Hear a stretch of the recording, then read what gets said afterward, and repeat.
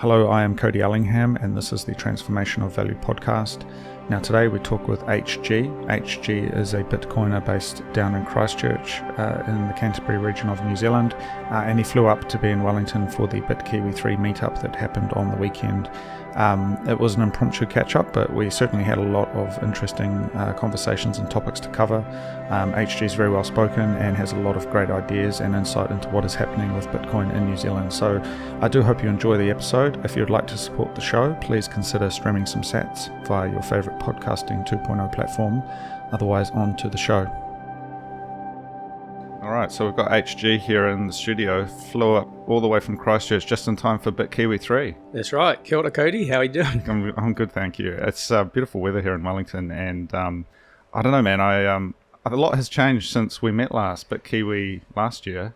Feels like it, doesn't it? It really does feel that something's happening in Aotearoa in the Bitcoin space. Something good. It's like bringing people together.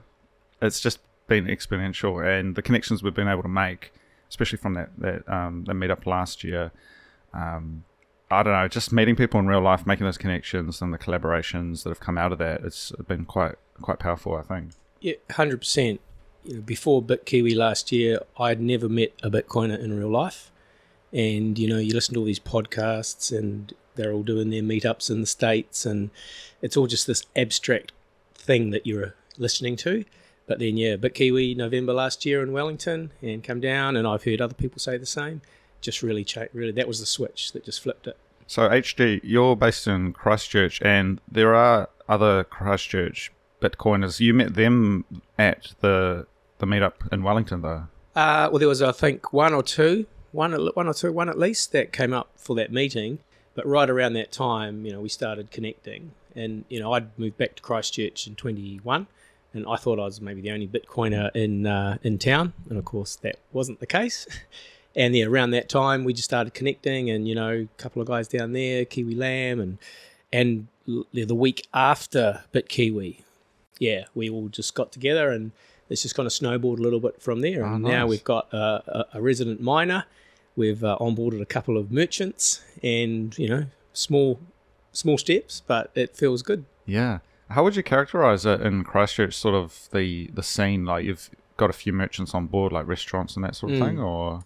I mean, it's really ground level organic. The merchants that we've got, like there are two, guy that cuts my hair, and a restaurant, a Cambodian restaurant that I know I've been going to for a long time. So it's just really small, organic. That's the way I describe it. There's nothing. We don't have a business plan. There's no there's no structure. We're just doing what we think. There's just a couple of people down there that are really. I was just surprised that not just down there, but all the Bitcoiners I meet seem really committed to this for the good it can do. It's interesting. Like, I feel the sense that when you meet a Bitcoiner in real life, generally speaking, you are sort of instantly aligned on values, and it's like quite an easy plug and play to build a relationship. And I haven't found that generally with other things. It's like maybe sports or something may have that as well. Like if you're into a specific sport or another hobby, perhaps you can instantly align with someone. But with Bitcoin, it's like no matter what else that you're doing, you suddenly have something to talk about. Yeah, I'd agree with that. I always remember something you said when we were sitting in Courtney Place eating dinner after last Bitkiwi. You're like, it's like we're all long lost lovers. Yeah. And because Bitcoin's so many things, isn't it? There are so many layers and facets to it that if you're into Bitcoin, there's a filter, and all of a sudden you're like, okay, this person is aligned with me on not everything, but some core values. I caught up with another Bitcoiner, a Lightning developer, last night, and we actually went out to after that, went to a friend's house of his to catch up and have a few drinks with some people. And I was talking to the person next to me, and I was saying, I know this person through Bitcoin, and they're like, so what is Bitcoin? And I was like, oh man, it's a bit late in the night for an orange pill, but I was like, look, it's a belief system and a way of thinking and a way of being, similar to the rediscovery of a kind of philosophy and a way of living. And it's not even about the money. It's not about the investment. It's like, and I was kind of being a bit facetious because I was like, I don't really want to go into the what is money thing, and Yeah. Because I was like, it's just it's a thing that we do, and we it makes us better people, I think, and we see a better world as possible, and that's why we're Bitcoiners. Yes. You know what I mean, eh? Yeah, and it's really hard to sum up. And what I say to people is, look, you can't understand Bitcoin in sound bites. There's nothing I can say to you in 30 seconds that will help you suddenly understand it. It's that whole thing that everyone talks about, the proof of work. And, there are so many layers to it. Some fundamental truths that we believe in, yeah. And like you say, it's such an incredibly designed, system, technology, that yes, when you first see Bitcoin, what are you attracted to? You are attracted to the price and the prospect of making a gain. And that's okay. We all need to do something for our financial future. But then you dive in and there's just so much more to it. And, when we were at Bitkiwi last year, one thing that struck me is I was there from 2 to 11 p.m. I didn't hear price mentioned once. Yeah, that's right. And I don't even know what the price is today. I bet you do, because you look at Stack of News, right? It's up the top there. Yeah. No, I kind of filter over that. It's just a kind of noise. But that's it. And when you talk to people, you mention Bitcoin, and they'll go, "Oh, yeah, but it's gone down, right? Or you must be doing bad," or you go, "Oh, I don't. That's not the bit I think about." Yeah. But it is a really important part of it, because it is money, and so money has to have a value on planet Earth for it to exchange goods and services. And at the moment, that de facto is New Zealand dollars in New Zealand, fiat currencies around the world. Yeah. Yeah, no, it's a challenge, and I think that's why we get so into it. And when you meet another Bitcoiner, you're like, okay, you're aligned with them. Because I'll tell you a funny story. So I went back to Hawke's Bay, back to Hastings, my hometown, this week, just on Waitangi Day, and I took an electric car down, like a Mevo, which is like kind of, you can rent it by the day or by the hour, and you just pick up and drop off wherever. So I picked it up in Wellington and drove back to Hastings. And on the way back, I was just charging it up. There's this ChargeNet, network of stations where you can plug in and charge. Yeah. And I was just charging it up, and someone was walking past. And I was like, "Oh yeah, what's that?" Because there's not that common to see electric cars in Hawke's Bay. And we're having a chat, and I just sort of said, "Hey," because my thing this year has been quite public about Bitcoin. So I said, down here for work, and I'm a Bitcoiner. And he's like, "Oh, really? Me too." And there's something curious about that, though. It's like the person who was taking notice of this electric vehicle and what was going on, this curiosity about it, was also a Bitcoiner. And it sort of speaks to me. There's like, normal people, or just, they wouldn't see that. They wouldn't take notice of that thing, but he was curious about it. And I started chatting about the electrical grid.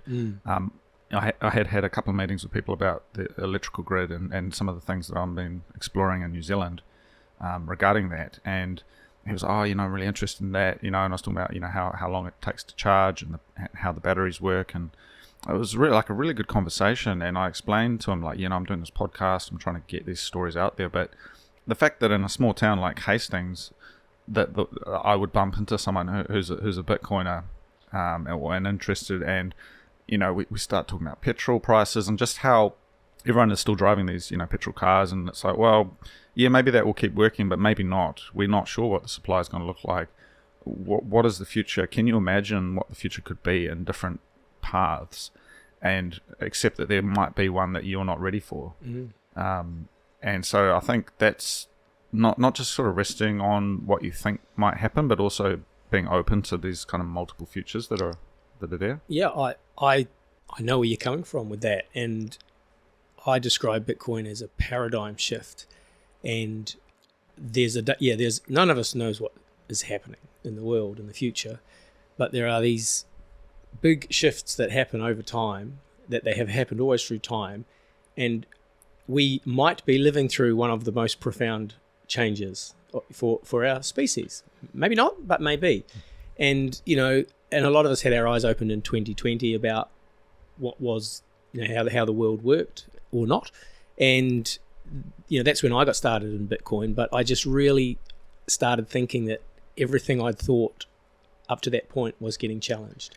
Just the way that, particularly in what am I talking about? Like particularly about how you need to save and prepare for your future financially, because everything changed in 2020.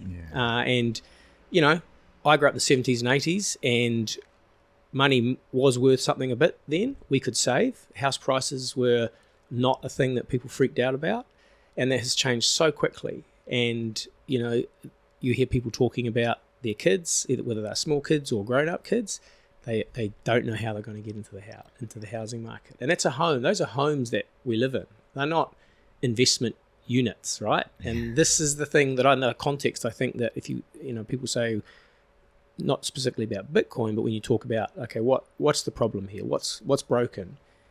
And you talk about that and the cost of living. And, New Zealand used to be this great egalitarian place. And I hear you talk about it and say, young people feel they don't have a future. I got friends who have got kids who are like, early 20s. They tell me they think they've got to find $250,000 for each of their kids to help them get in the housing market. All these things. And so how's that happened, Yeah, well, I mean, I was sort of emerged, I was forged in the fire of all of that, because I pretty much came into, university and the workforce and everything on the coattails of the 2008 crisis. And I remember thinking, oh, New Zealand, I had to leave, and it was fortuitous in a way, because I ended up going overseas at that time, but it was like, well, there's nothing here for me. There's no jobs, there's nothing. And it almost feels like that's just continued to decay. And it's just interesting, like even Wellington, the city itself, it's like, I love it for its charm, but it's also like so dated and tired. The amount of people living rough on the street. When I was here 10 years ago, there was one or two people, and they were kind of characters, But today there's huge swathes of them, and you can just see this sort of how they've been caught up in it. It's the way that the system has failed, at large, to provide an environment where people can flourish and prosper, because there's always a need for human action, and the individual must take responsibility. But if the odds are stacked against you, because of the perversion of the incentive structure, which happens with this kind of these interventions, people who maybe they don't have the resources that others have, they sort of slip through the cracks, and it would naturally correct itself, but it continues to go down this bad path of big government trying to just fix things, and it just makes things worse. Yeah, and used a couple of words there: system and incentives. And the system that we're in. So we're talking about a monetary system, right? The fiat monetary system. Let's frame it that way. So people don't think about what that means in their daily life, and I didn't either until really 2020.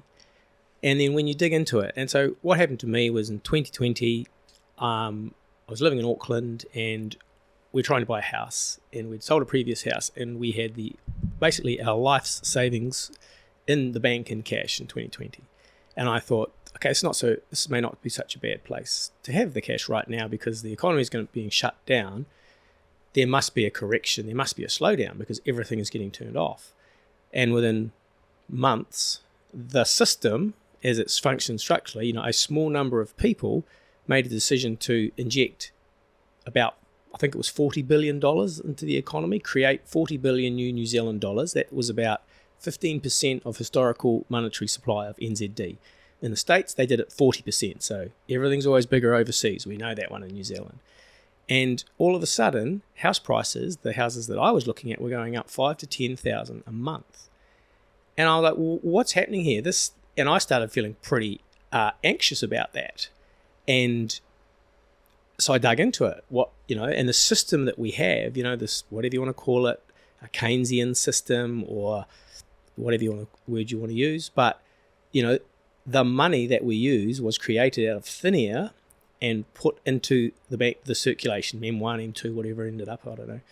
And now the money that I have to go to work for and earn for a week, the money that my father, who has been working for 50 years and has a fixed, has a nest egg which he has worked for 50 years and is now retired on, is suddenly diluted and worth less. We haven't sold any milk powder overseas to get that money. We just pressed a button and said, here is new money. And so that's the system we live in. And people don't think about that. I didn't. But when you start thinking about that, like, well, that's wrong, right? I don't vote for that. That's not helping me. And so, that system, and then you talk about incentives, that comes down to the whole human, what do you want to call it? Not human action, but human psychology, where essentially, we do things that help ourselves, right? Yeah. So the incentives is probably another question, another topic, but that whole system, and it really gets you questioning that system. Yeah. And what's the alternative? Yeah. Because we can sit there and we can wring our hands and talk about philosophy and systems until we have an alternative. And we do now have an alternative called Bitcoin. It's interesting you mentioned 2020 because that was also a turning point for myself. And so I appreciate your angle on this, where you say coming in from the housing market side of it. And I remember that. And I guess a bit of perspective from my side is like I have completely written off the possibility of owning a home in New Zealand. As I wouldn't say I'm young, but I'm definitely in that cohort that historically would be starting to look at buying a house. And that's not a good thing, right? No. And home, let's use that word home. I was looking for a home for my house, for my family, not investment property number 7. Yes. I have one house, one home. Well, that's sort of, as you know, I do many things, but one of them is photography is a big thing for myself. And my latest exhibition was called The Places We Called Home. And I've got this fascination with architecture and places and photographing them overseas and in New Zealand. And that exhibition was sort of exploring Wellington and sort of the different types of houses and photographing them sort of under this beautiful twilight glow. And it's like the whole premise of the series from an artistic perspective is like outside looking in, like that one over there, actually, the photo I've got in the office here. It's like classic kiwi bungalow, isn't it? Yeah. So it's like outside looking in. Yeah, the lights are on inside. You can see the family, but it's like it's not for me. And there's something quite, I think, disingenuous about that, because ultimately society is built by these individuals and these families and these kind of networks of kind of people. And when you stop having that, you get a breakdown in society and in the ecosystem. Yeah. And I think New Zealand is an inherently good place in terms of people. I love living in New Zealand. I think we are lucky here. And the communities that we live in, they're our base. The people that live around us every day, they're actually the most important people in our lives, I think. But we don't have that. Those communities are being eroded. And just the system that we have, it's a system that favours those at the top. And and how anyone ends up at the top, there are many different ways, but it's designed so that there has to be a triangular shape. And I always remember you'd hear about the 1%. And probably a few years ago, I used to think, well, okay, to provide for my future, I need to get myself near or close to the 1%. And then you start, I think since I've been in Bitcoin, I think more about it, and you're like, okay, so what about the other 99? We just say bad luck. One gets to have it, 99 doesn't. I don't want to live in that world. Yeah, I agree. And I think that there's a certain sense of community building. And I think the funny thing about Bitcoin is that on paper, it promotes, there's an incentive structure which seems, from a fiat perspective, it's like, okay, winner takes all. Yeah. He who has the most Bitcoin wins. But actually, it is a system that fundamentally changes the way you approach the world and how you approach other people. And so some of the things that float around in my mind are like, well, what if I have a UTXO that I've put aside with a little bit of Bitcoin on it that I'm going to earmark for my brother or for... I spent a bit of time in Thailand, and I have a friend there who runs some charity work, and I thought, okay, I'll put a UTXO aside for him and the work he does there, and maybe in 10 or 12 years or whenever, that Bitcoin's going to be worth a lot of money. And so I'm starting to think like that, and that's that low time preference, and it's like I now have an opportunity to invest in the future, which is the opposite of what we have with the fiat system, as you said, with your father earning a certain amount of money in the past. Whatever the wage was, it is nothing really compared to today.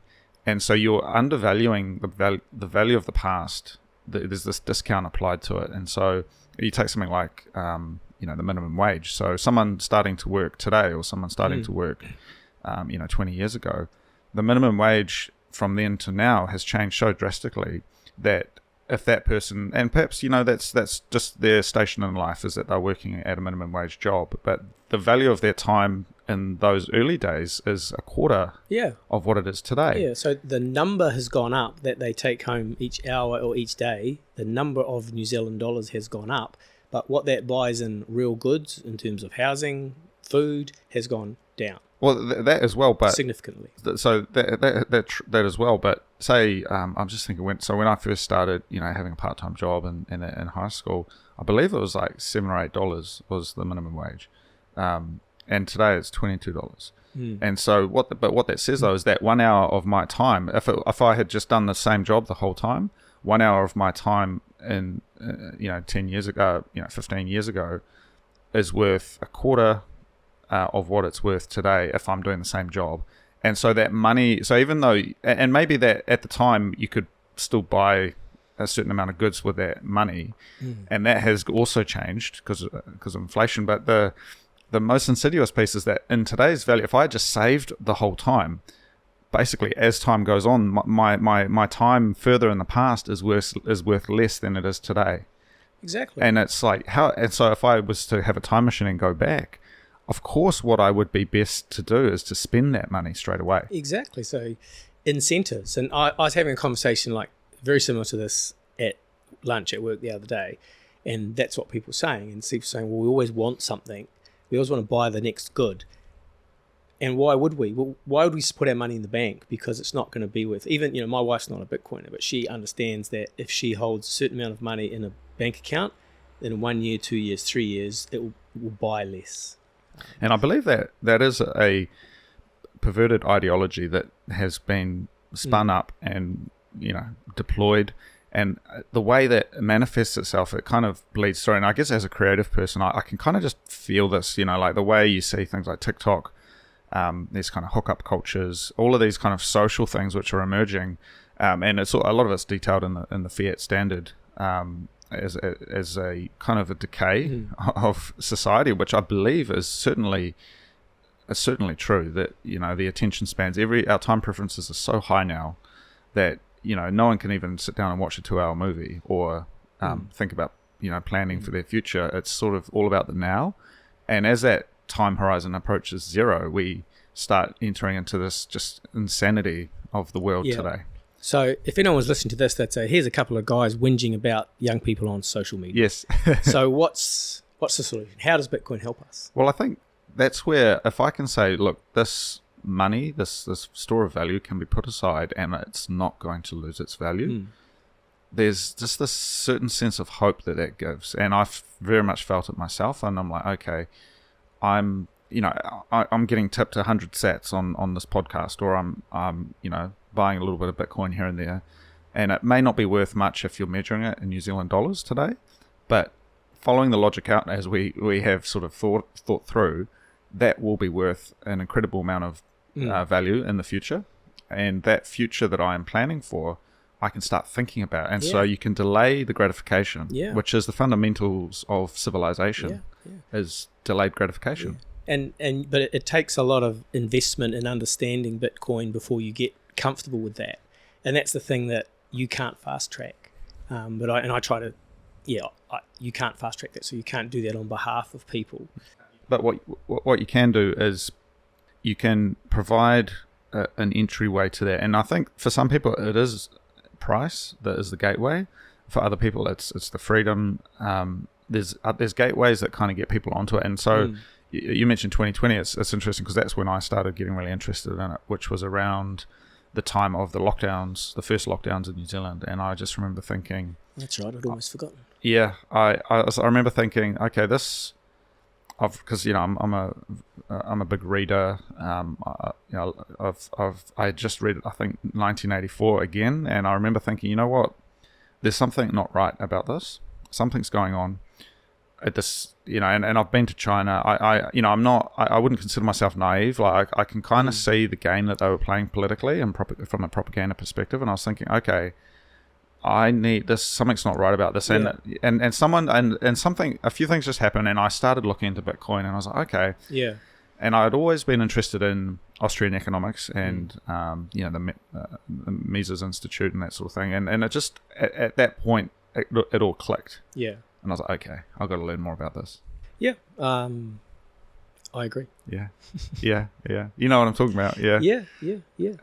And I think that's probably true for a lot of people in this current cohort.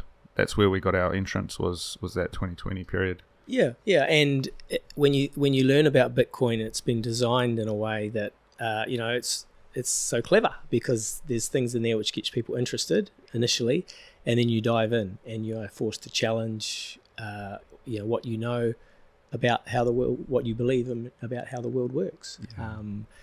And I mentioned to you before we started, one of the things that I think about when I talk to people about Bitcoin, especially people that work in technology or understand networks, I say to them, okay, it's an open, permissionless network that can connect every human being on the planet that has access to a smartphone and the internet. And when they are connected, and there's no barrier to entry, people can join that. There's no sign up, there's no vetting process. You just need to download an app and connect your device to the internet. And then every human being on the planet is able to transfer value, like your podcast name, to that other person. Okay, think about that. And people start thinking about that. We've all seen the value of a network like Facebook, and everyone gets that, right? And that's just people sharing messages and, communicating. And that's the bit I say to people. I say, you think about that. And we're talking about the Bitcoin network. We're talking about Lightning. And when you start talking to technical people, I was talking to someone at work the other day, and I said, okay, imagine an API call that is monetized by Lightning. So every time that you have an API porting data from one system, one platform to another, that can be paid for real time in sats with Bitcoin. And that people just get that, because opportunities to do things like that, the current financial system doesn't support it, because there's too much admin and overhead required to do that, for microsat payment, for very small payments. It's inefficient. And when you set up a merchant, it takes 5 minutes. They download an app, they receive payment peer-to-peer, and you compare that to a merchant having to go through that whole vetting process of getting a merchant account, paying, or paying X dollars a month for a terminal, paying whatever it is, 2 to 3%. Bitcoin takes the Lightning Network, and Bitcoin takes all that away. And so I see it as a real technological innovation. And I think when you frame it like that, for people to understand, it wins. It wins on merit. It doesn't win on, this is one area. It wins in about 5 areas, I think. Yeah. But that's one. Yeah, I think I've got this paradigm that I often, the lens that I look at Bitcoin through, which is hyper-global, hyper-local. But just talking about that, I feel like if you imagine a matrix of sort of 4 things, so hyper-local, hyper-global in one column, and then micro and macro transactions on the other column, and then being able to sort of move between all of those different options. And so the API call thing, for example, or sending an email, spam filters, browser paywalls, things like that, which are like a couple of sats. I mean, that's, as you say, that's not possible with the fiat system, but that already, for me, is super powerful. And those are innovations we can imagine because they exist today. Yeah. And you imagine what we can't imagine. Like I said to you again before, no one could imagine companies like Uber or Facebook existing before the internet. Yeah. And now so we can't imagine what's coming. But what's powerful about that, sort of coming back to this matrix of things, hyperlocal, hyperglobal, and then micro and macro transactions, is that amongst all of that, there's a certain innate human quality to trade and mercantilism, where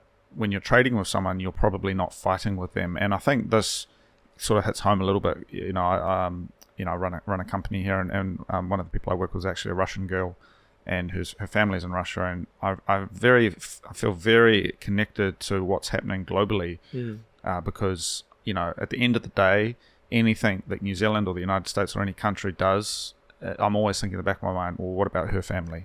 Yeah. And I think there's just through the media, there's been this demonization, and it's also happened through the financial system with, the monetization, the weaponization of the SWIFT network, because people don't know that basically at the start of this whole thing, the SWIFT network was cut off, and so there was no way to send money to Russia. And the weaponization of the US Treasury Treasury.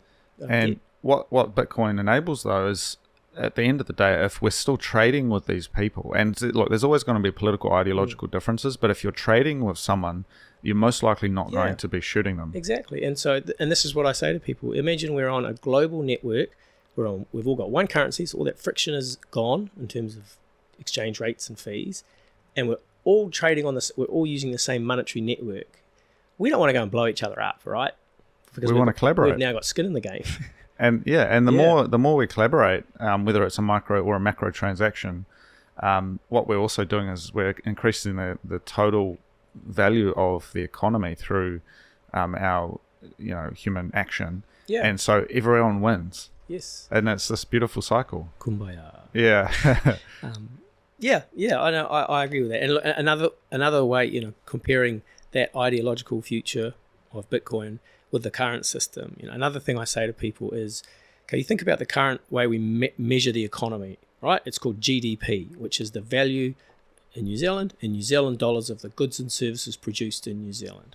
Now, everyone agrees that we all think we agree anyway, that we have an environmental problem with waste, with emissions, right?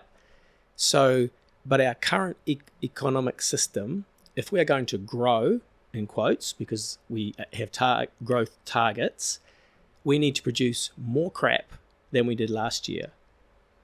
And we need to price it more. And we all know that producing crap and shipping it around the world has a number of offsets. All the stuff that we bought 2 years ago that's chucked in landfill, all the emissions from transport, etc. Because the current system incentivizes us to increase that. And I say to people, okay, so how does our sustainable future align with that? And they don't have an answer. And so I say, okay, so what's your solution? What's the current solution? Offer a solution. Bitcoin offers a potential solution. It's merit based, so no one's going to force you in or out. But there's a solution if you want it, and it's going to be the vote will be people moving their economic activity to Bitcoin, or not. I think there's a bit of nuance to GDP. I was having a chat with Conrad. That's a nice way of saying it. Nuance. I was having a chat with Conrad. He's a New Zealand economist on the previous episode. Yeah, when I come to Wellington, we've got lots of economists in Yeah, there. yeah. No, he'll be at Bitkiwi today actually, so I'll introduce you. But we were chatting about it, and he was saying how GDP. This is a bit of a different way to look at it, but so the GDP represents the value that was generated in the economy, and so GDP increasing isn't a good thing in itself. What it indicates is that there was value increasing in the economy, which led to the GDP increasing. It's like the number itself is actually irrelevant. Yeah. But what we lack with the measure with GDP is because the New Zealand dollar is a flexible measure. It's like having a ruler that is like flexible. Yes. It's like stretchy, and it's like, well, you can't really use that for any precision. No, I was having the same conversation with someone last night at dinner, saying, and many Bitcoiners will hear these analogies. The centimeter, the meter is a fixed unit, and we all make our whatever equipment, our furniture, our machines using the metric system, except for the States, who has their own version, but it's all the same. Well, we don't change inches. It's a precision unit. It's a precision unit, whereas the value of the dollar is changing every year depending on, by arbitrary measures. And I think that's the strange thing, because I struggle being on a Bitcoin standard in my mind and looking at the 100 sats that I get tipped. I'm like, yeah, that's great. That's a lot of value. Thank you very much. Whereas if you're measuring it in dollars, you're like, oh, that's nothing. Yeah. Well, because you don't know. And this was the thing for me, up to 2020, I felt, okay, I need to have a certain amount of New Zealand dollars to retire on in X number of years. And that all got thrown out the window in 2020 because now I don't know what my dollar's going to be worth in 2 years, let alone 10. Whereas with Bitcoin, at least I know that one Bitcoin is 121 million of that monetary network. Oh, well, you showed me before. You pulled out a Zimbabwe note. Yeah, has it 100 million? I think so. Because it's funny you've got that, because I have the exact same one. I've got it over there, just inside a book. Rob from Queenstown gave it to me. Oh, he did? Yeah. So another friend of mine, actually from Zimbabwe, gave it to me, and so he fled effectively. His family fled Zimbabwe as a kid, and $100 million. So it's like $100 million. Yeah, but it's nothing. No, and the thing is, the same thing is happening in New Zealand, just not to the same degree. So New Zealand, I think but was the first country in the world that had an inflation target, like an official 2% inflation target. So we say that, we are going to devalue your dollars at 2% a year. That's our goal. 2% doesn't sound like very much, but 2% following year compounds. Yeah. It starts getting big, but we don't. You don't see it because it's so long term. Yeah, and so in places like Zimbabwe and Venezuela, it happens acutely. So they see it quickly. But we don't, you can't say it's not so when you look at house prices. But it's happening here. The solutions that Bitcoin offers, they are a certain range of problems, and they're the same everywhere. It's that debasement of money. Let's talk about that one. And it's happening here. Yeah. And where do we see it? How do we see it? We see it through the cost of living going up. Yeah. And I can never recall a time in my working life that I have heard from so many people about how hard life is for them financially. And these are people with professional careers, IT, that type of thing. I hear it every day. And I don't recall a time like that. No, it's certainly a challenge. And that's where I think Bitcoin it's interesting because it just takes a little bit of understanding, because obviously if you're measuring it in New Zealand dollars, yes, there is volatility, but that's when you're looking at it from the New Zealand dollar side. But when you look at it from the Bitcoin side, the monetary schedule is literally like a couple of lines of code. Yeah. And exactly. You know what you're getting. You know what you're getting. And this is it, right? We sign up for Bitcoin because we want to. No one's forcing us to. And we know what we're signing up for. Yeah. And we don't know what that price will be in 10 years in New Zealand dollars or US dollars, but we know we are securing X% of the monetary, the base, and that's ours, and we're custodying that ourselves, and no one can take that away from us. Yeah. I think that's something I would love to just develop a way to talk about this and kind of refine this particular topic, because this is a conversation I've had with a number of people where they're like, well, look, it's too volatile, and I was like, no, it's not. It's only it is only when you're looking at it as it's measured by the market, which is a small supply that's liquid, and that's getting released onto the market, which is still, it fluctuates with fiat, shit coinery going on, but the reality is it is a fixed release schedule, and in 400 days or whenever it is, there's the next halvening. That's going to reduce the supply that's coming into the market every day. Yeah. And then after that, it's going to happen 4 years after that.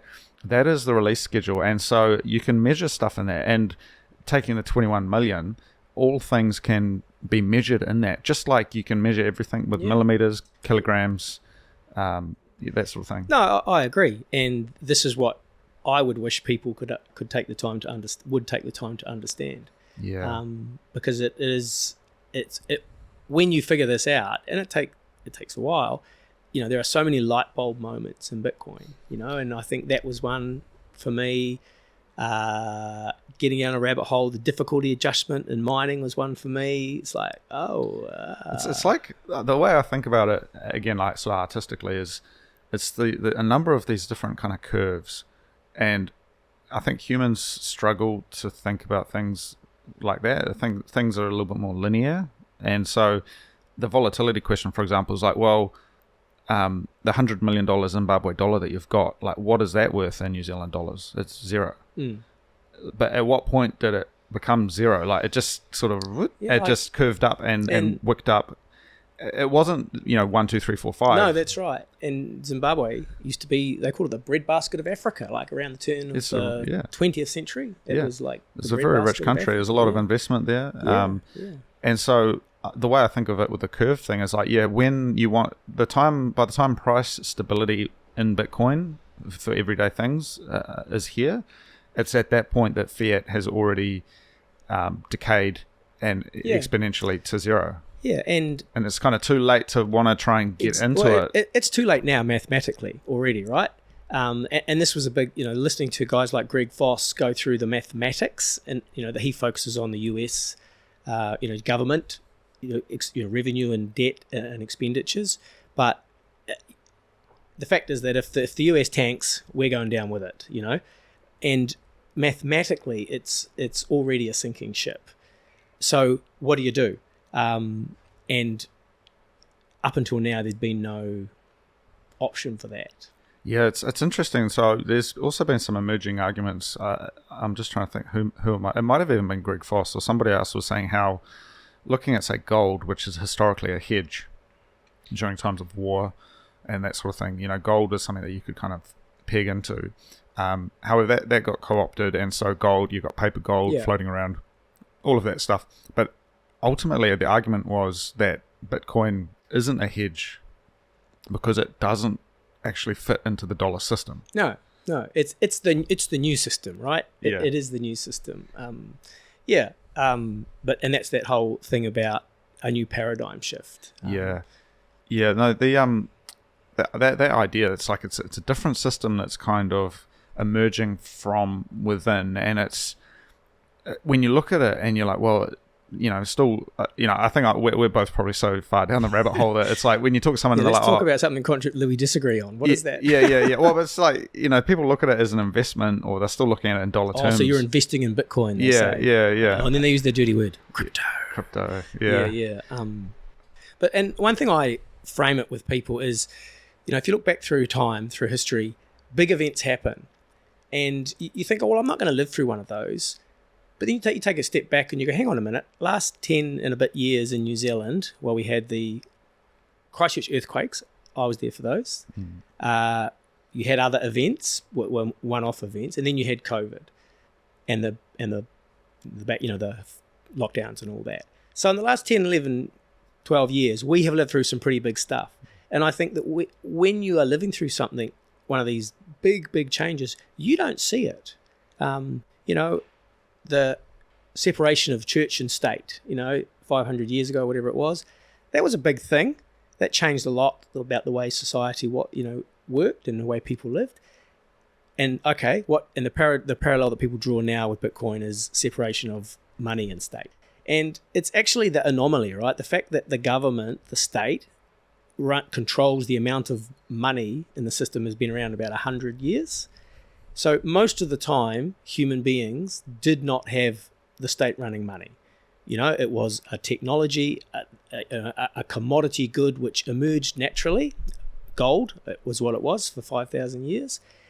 We got this 100-year blip of currencies which are just arbitrary, and they evolved through being slightly depegged after World War I, being more depegged after World War II, being pegged to oil, etc., to 1971, where every peg is gone. They are now monopoly money dollars. And if you say to people, okay, the New Zealand dollar, we don't have gold as a nation. So there is nothing that backs those dollars. There's the trust of the government. Sure, good. Our government's good, right. But what is it backed by in the real world? And the government can't print energy. They can't print milk powder. They can print a piece of paper or add a column to a spreadsheet saying, now we have these New Zealand dollars, but we have to go to work for them. And whereas Bitcoin is an opt-in system, and it's not printed, and there's real world energy attached to it, so it's a viable alternative, I would say. And it is the future, and I think that's the other big thing that I've been thinking about lately is there's this confusion between society and government and New Zealand and all of these different kinds of labels for different things. And so we live in a funny world where I fundamentally believe that society exists independent to any formal government or parliamentary system. Yet that's actually quite hard for people to understand. And they're like, well, what about the law? And I'm like, well, you realize there's common law, which dates back to the Magna Carta, which was written on some scrolls, 1,000 years ago. That is pretty much derived from, the teachings of Christ and the teachings of Plato and just the developments of Western philosophy slowly manifest into these kind of ideas, which pretty much anyone if you sit them down and say, okay, well, what is right and what is wrong, they're going to come to what is in there. But what the government does is they legislate and they say, well, you can't do this and you can't do that. That's their side of it. It's not law per se. It's legislation, and the common law is don't kill, don't steal. These kinds of really basic things which everyone knows. Yeah, that's society created those laws, philosophy, discourse, human interaction. What the government does is they create legislation and regulation, and to conflate those two, and even so, if you look at the court system, that's not the government. The government is, in particular the bureaucrats who draft this stuff up. They are a specific, I don't know, it's like an affinity scam for society. Well, incentive schemes, right? Incentives. Yeah. And so they're taking the claim to be, we are New Zealand, but I would actually say you are the so-called government. New Zealand is New Zealand. New Zealanders have a culture, and it doesn't exist because of what the government does, but in spite of what the government does. And when we saw it with the whole COVID situation, it was like, well, despite your attempts to destroy this nation and divide us, we still managed to get through it all and have a good old time and forgive and love and move on with everything. And that was despite what they were trying to do. And that's just the story of governments forever. Yeah. What you're saying just now reminds me of two books. One is Sapiens, and that's really interesting. It just brings up the whole concept of the Homo sapien being the only species on the planet which has these abstract concepts like laws, religion, philosophy, that kind of thing. And the other one is The Sovereign Individual, and I'm reading that right now. And it, a really interesting book, written in the late 90s, and they talk about the evolution of state into a digital. They talk about an information age where we're all connected digitally, and states evolving to the point where they are actually competing for our citizenry, if you like, and offering the services in a competitive way because we are these digital societies. And things evolve, right? And whether it looks like that or not, I don't know. But I just know what I believe is that we will keep evolving. Yes. And and I think that's humanity's great hack. We're good at, not always, we're good at working together. Adapting. Sometimes. Yeah. So Sapiens, is that Yuval Noah Harari? Yes. Yeah. Because I've got Homo Deus sitting there, which I think is that his other book? I think so. Yeah. I haven't read that after one. Sapiens. One of my challenges with that, maybe this is like the thing that we can agree to disagree on. I found with that particular book, his second book, it was this sort of sense of, how would you say, like fatalism, or so he talks a lot about like AI and automation and how that whole journey is going to be very challenging for human kind of the human spirit. And I feel like that's written within the sort of capital kind of fiat system where it was like, you're reducing down the value of human to a piece of labor. You know what I'm talking about? He's a big World Economic Forum guy now, apparently. Yeah. I read that Sapiens quite a few years ago. Yeah. But what I took away from it was that as a species, and it's different from what I said before, but we have certain traits and characteristics that are hardwired into us that we behave in a certain way, and so incentives matter because we'll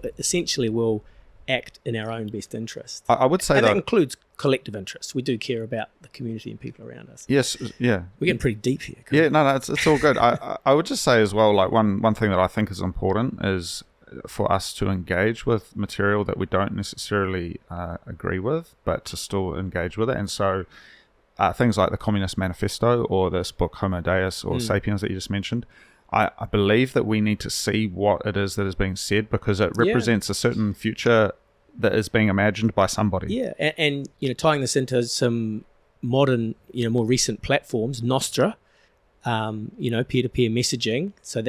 And I wonder sometimes if we're ready for that.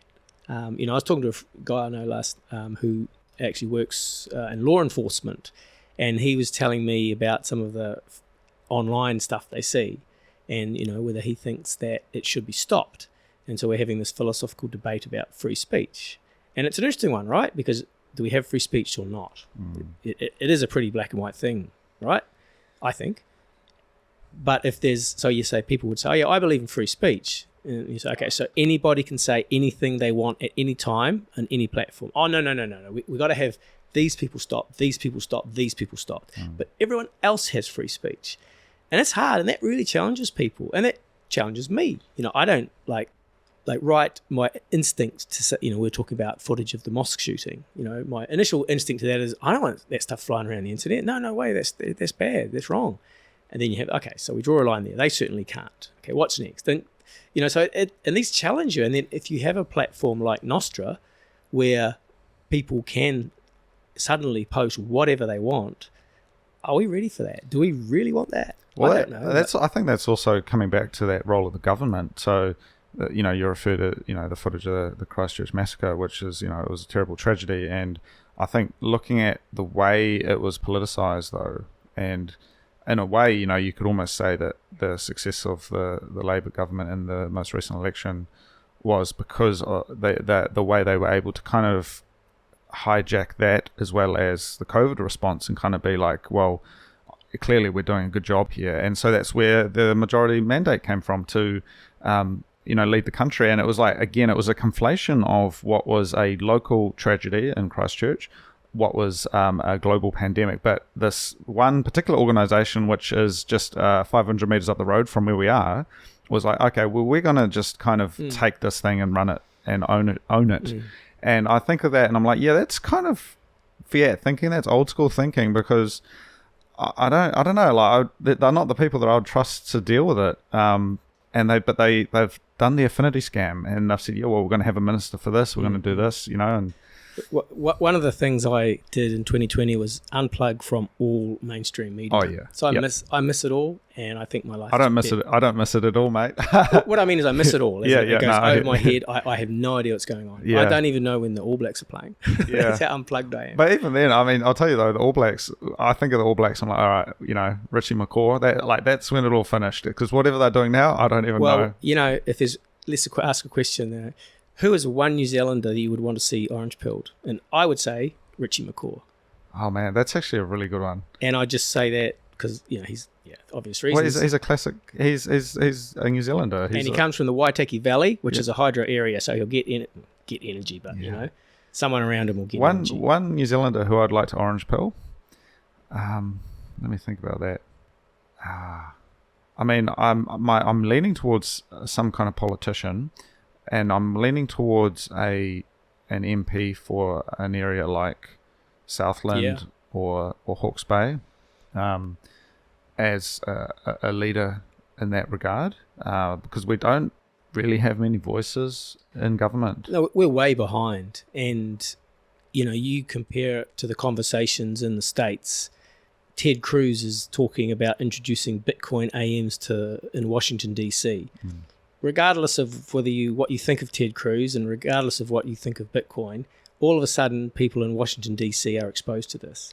There are numerous senators and Congress people who are introducing bills around Bitcoin. I think Australia recently, I didn't read much about it, but they're having new classification or some guidelines on how to classify digital assets and the like. And I know in New Zealand we do have that paper that the Reserve Bank has released, which is up for consultation right now. But I mean, again, I'm not the right person because I don't listen to anything that comes out of mainstream media. But I have a funny feeling if some New Zealand politician was talking about Bitcoin, it would end up on Bitcoin Twitter and I would see it. So, we're behind, right? I think. What do you think? Yeah, no, I think we are, and we've got a lot of work to do. I'm still thinking about who my person is. I think Richie McCaw is going to get my vote too. He's a classic Kiwi. Someone ring him up. He's a hero. Get on the show. Yeah, we'll bring him in. But hey, look, actually, I think that's probably a good segue for us to wrap this up. We need to go head over to Bitkiwi and catch up with the guys there and sort of see what's going on. But I really appreciate you coming in and talking. No, thank you. Thank you for having me. And I really appreciate the work you're doing with this. And like what I enjoy the most about what's happening in New Zealand right now in Bitcoin is just the meeting people like yourself, people like Rob down in Queenstown, BTT Nautilus, all over the country, guys like Kiwi Lamb, just people that are really just doing work for the good of Simon, James riding his bike, the length of the country. People are out there doing it for the good of Bitcoin. Yes. And that's just really heartwarming to see, and I hope it continues. All right, sweet. Thank you very much. Kia ora.